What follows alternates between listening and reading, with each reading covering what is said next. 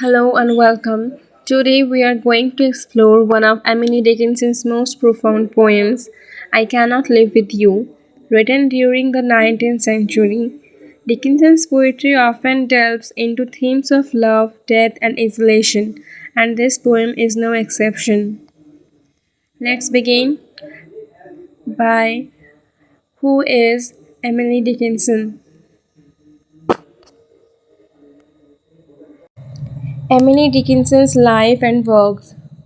Emily Dickinson was the daughter of Edward Dickinson, who was a prominent lawyer of Amherst, Massachusetts, and Emily Norcross.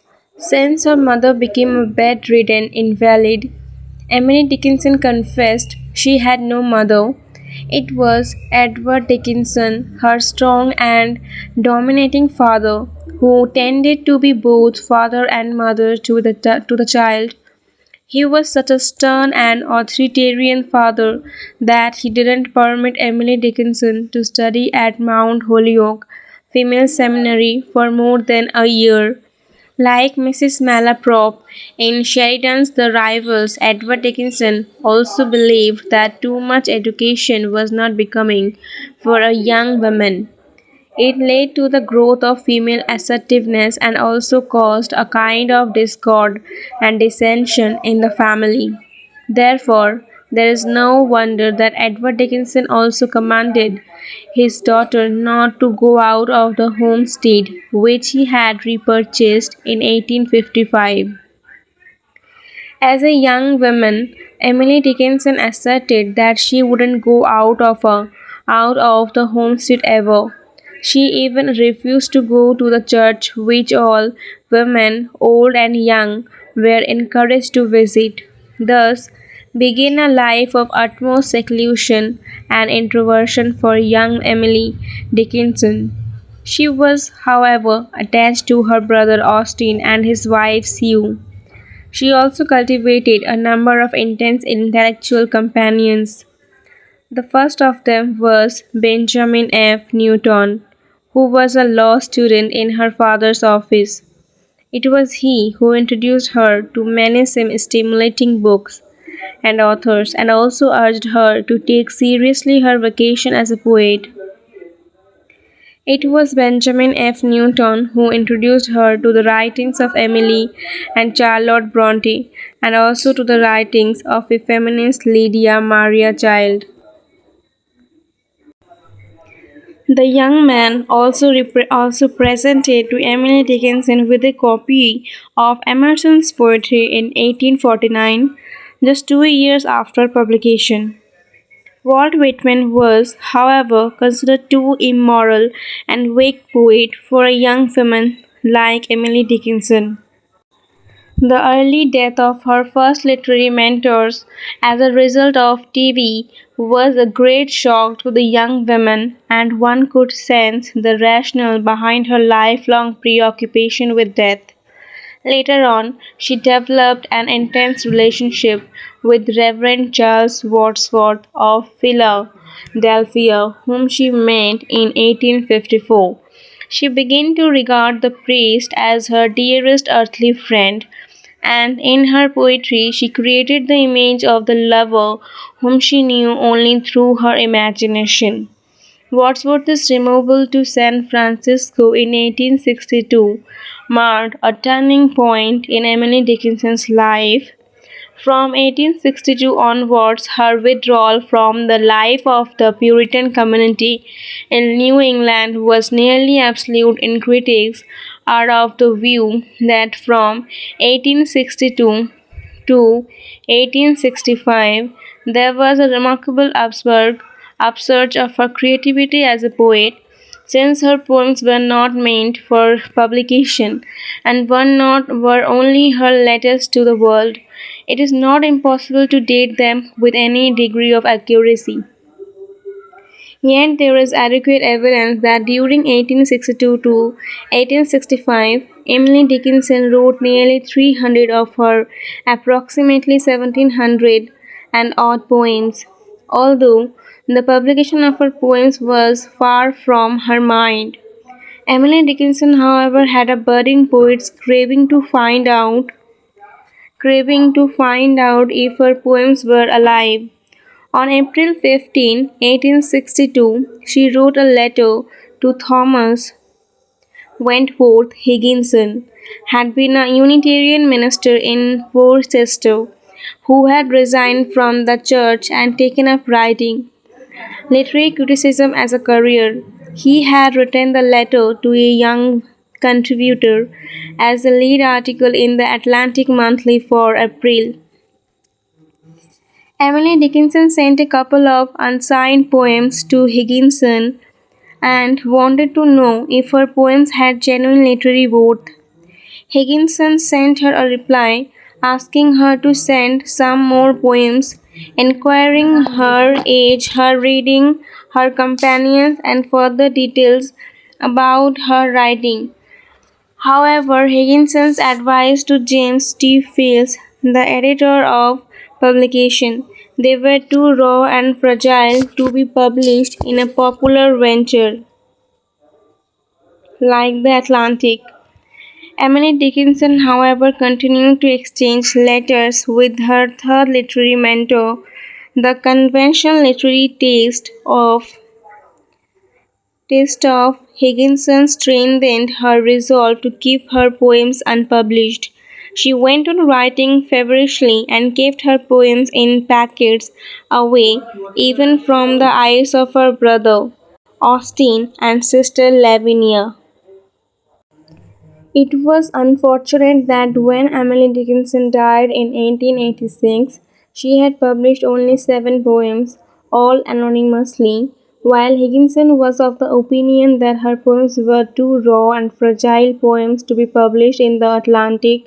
Emerson was of the view that she wrote as if she was suffering from fever.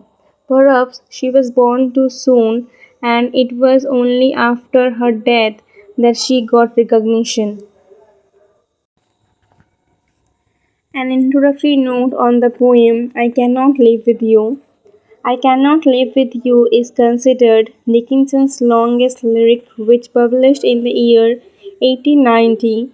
The most common thing in Dickinson's poetry is that she does not title her poem. The first line of the poem is the title. She often leaves out helping verbs and connecting words. She is also careless in using punctuation, and she did not worry about using sentence structure of grammar in her poetry.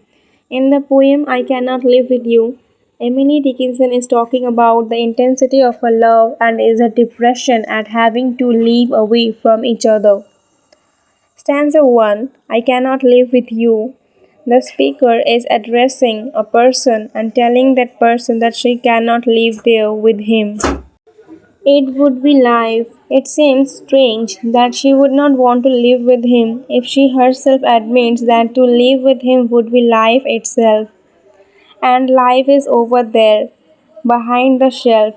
The speaker claims that life is over there and describes it as being something behind the shelf. It is almost as if the speaker does not believe herself to have access to life. Stanza 2. The sexton keeps the key to. The use of the sexton to describe the one who has control of the speaker's life suggests that the speaker believes herself to be dead already. Figuratively, somehow, the speaker does not feel in control of her own life, but at the mercy of one who might dig her up out of the grave. Our life is proclaimed. This reveals that the sexton symbolizes God in I Cannot Live With You. However, the speaker does not portray a loving God that allows people to live, but one that seems to keep people in their graves or on a shelf like a porcelain figurine or a decorative cup which gives him pleasure to look at, to own. Stanza 3. Discarded of the housewife. The porcelain or decorative cup is something that is discarded by the housewife. A newer savers places old ones crack. The speaker herself sees being replaced by newer models as the old around her crack. At this point, it is important to remember that I cannot live with you begin with the refusal to live with someone. Stanza 4. I could not die with you. The speaker's refusal to live with the person to whom she speaks is beginning to sound like the decline to a marriage proposal. For one must wait to shut the other's gaze down. The speaker claims that one person must wait to die until after the other person has died. After all, someone had to be there to shut the eyes of their beloved dead. This reveals the speaker's rather morbid and cynical approach to the idea of love. Stanza 5. And could I stand by and see you freeze? The speaker expresses her disdain at the thought of watching her lover die. She claims that she could not stand by and watch her lover freeze. Death's privilege. If the speaker were ever subjected to such tragedy, she should think she has a right to die herself. This is what she calls death's privilege. Stanza 6. Nor could I rise with you. After contemplating her own refusal to love and watch her lover die, she then explains that she could not rise with him because she has already mentioned death. The word rise here refers to resurrection. Would put out Jesus. Here the speaker claims that she could not wish to be with him at the final resurrection because this person's face would put out Jesus. This is quite a shocking claim. The speaker obviously believes that the face of Jesus should shine the brightest at the final resurrection. But she believes if she were to rise again with one whom she had loved in life, that person's face would outshine that of Jesus. Stanza 7. Glow, plain, and foreign. The speaker continues to describe the final resurrection and her feelings toward it, namely that it would glow plain and foreign. She admits that the idea does not excite her. Rather, it all seems rather foreign to her. On my homesick eye, speaker's description of her homesick eye suggests that rather than looking forward to the new heaven and new earth as Christians were taught to do, she would miss the old earth. Except that, except that you then he shone closer by. The capitalization of the word you suggests that the speaker sees the person to whom she speaks as being as important as God Himself. The juxtaposition of the capitalized he and you supports this idea as well as her claim that the one to whom she speaks shone closer by than God Himself. Stanza 8.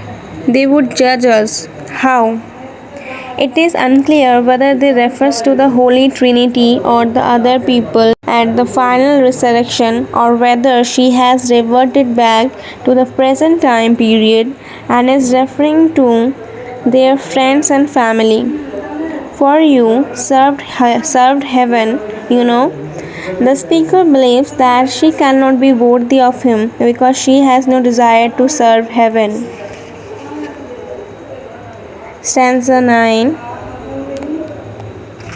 And I had no more eyes. The speaker continues to give her reasons for her refusal, claiming that the one to whom she speaks is able to see, but she herself had no more eyes.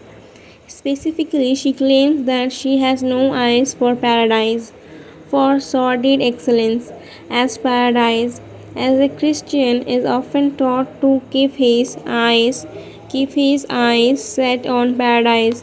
This description of herself further allows the speaker to explain that she has no interest in faith and no eyes or heart for heaven.